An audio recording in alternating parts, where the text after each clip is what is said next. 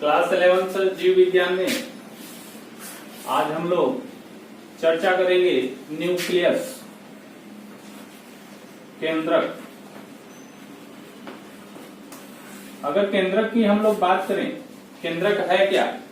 तो केंद्रक जो है वह एक कोशिकांग है, सेल ऑर्गेनेल्स है, जो कोशिका द्रव्य में पाया जाता है। कोशिका द्रव्य में पाया जाता है। और केंद्रक को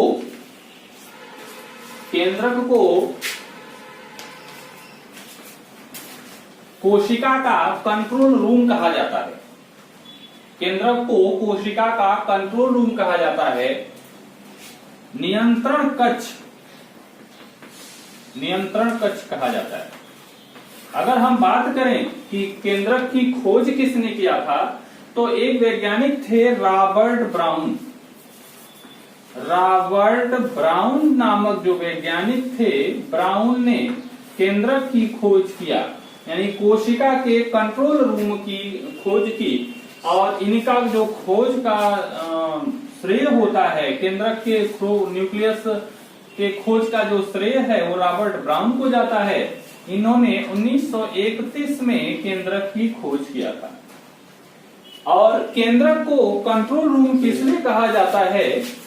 केंद्रक को कंट्रोल रूम किसलिए कहा जाता है? क्योंकि यह किसी भी जीवधारी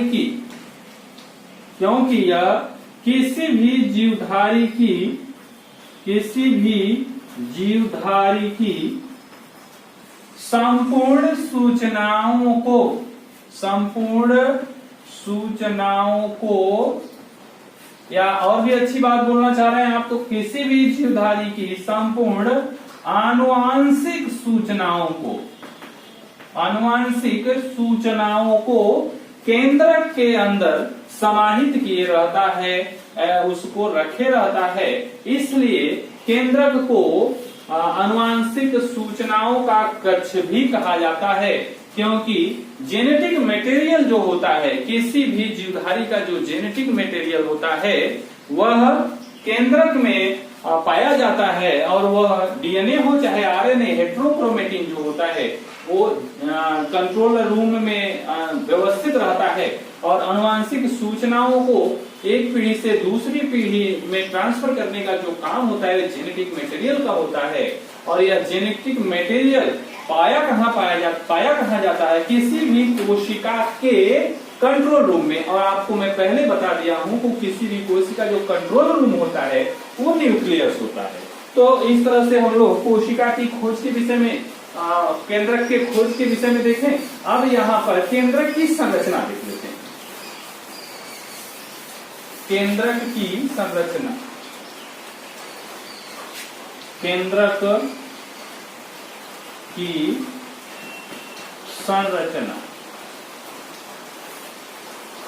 की संरचना में यहाँ पर हम चर्चा करेंगे। तो केंद्रक की संरचना में यह केंद्रक जो होता है किसी भी कोशिका का केंद्रीय भाग होता है, centre part of the cell.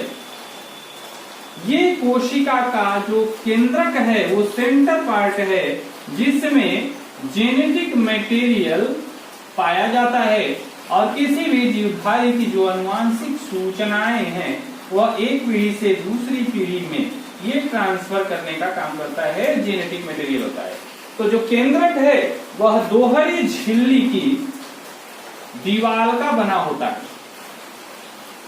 दोहरी झिल्ली की एक दीवार का बना होता है और एक जगह केंद्रक टूटा हुआ होता है, जिसको न्यूक्लियर पोल कहलाता है। जो न्यूक्लियर पोल कहलाता है, न्यूक्लियर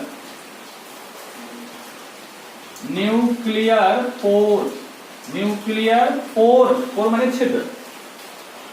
और यहाँ पर एक गोल संरचना पाई जाती है जिसको न्यूक्लियोलस कहते हैं। न्यूक्लियोलस ये आपकी आउटर दीवार हो गई, आउटर वॉल या आउटर मेम्ब्रेन। ये इनर मेम्ब्रेन।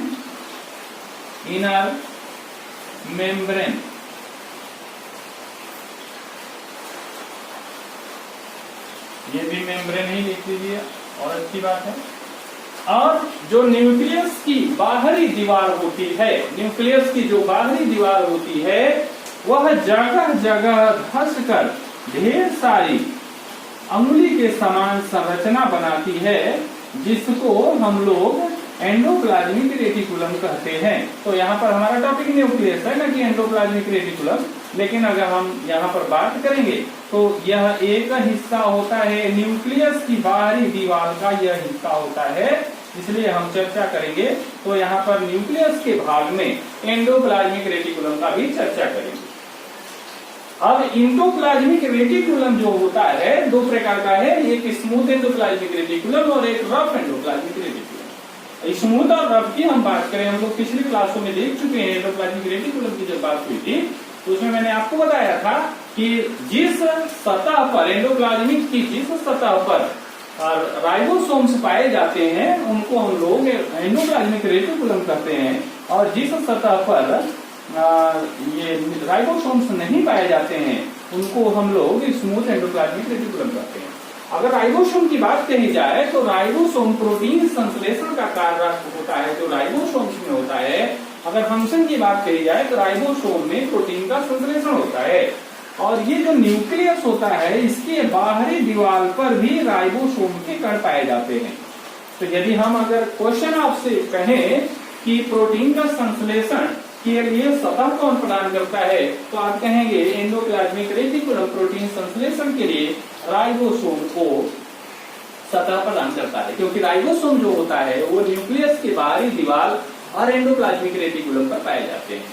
केंद्रक के अंदर एक चिपचिपा द्रव्य पाया जाता है जिसको हम केंद्रक द्रव्य कहते हैं, और इसका जो जेनेटिक मटेरियल होता है हेटेरोक्रोमेटिन के रूप में यह इसमें पाया जाता है। तो इस तरह से आपका केंद्रक की संरचना की बात हो गई। केंद्रक की संरचना, केंद्रक की संरचना में हम लोग देखें कि यह जो केंद्रक है, केंद्रक जो है वह दोहरी झिल्ली का एक परत होता है जिसकी बाहरी दीवार जगह जगह धंसकर अंगुली के जैसे संरचना बनाती है, जिसको एंडोप्लाज्मिक रेटिकुलम कहते हैं। और यह एंडोप्लाज्मिक रेटिकुलम जो होता है, इस एंडोप्लाज्मिक रेटिकुलम पर ढेर सारे वसा की बूंदों के रूप में, वसा के कणों के रूप में संरचनाएं पाई जाती हैं, जिसको हम लोग राइबोसोम्स कहते हैं।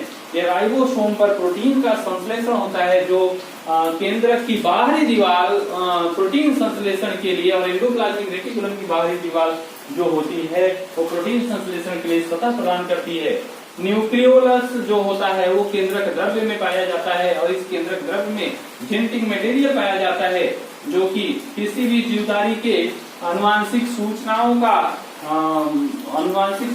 का कंट्रोल रूम कहा जाता है केंद्रक को।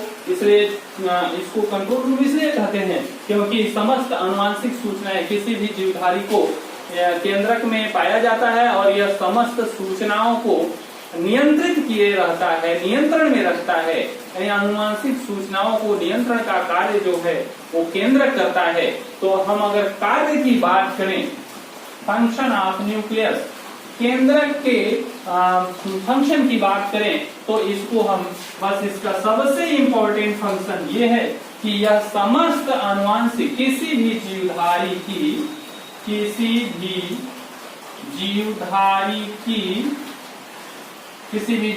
की समस्त आनुवांशिक सूचनाओं को एकत्रित करने का कार्य करता है। तो सबसे अच्छा इसका जो मेन फंक्शन है वह कंट्रोल रूम का है कि यह समस्त जीवधारी की समस्त आनुवांशिक सूचनाओं को नियंत्रित किए रहता है। तो इस तरह से हम लोग देखें केंद्रक की संरचना, केंद्रक के खोजकर्ता और केंद्रक के कार्य।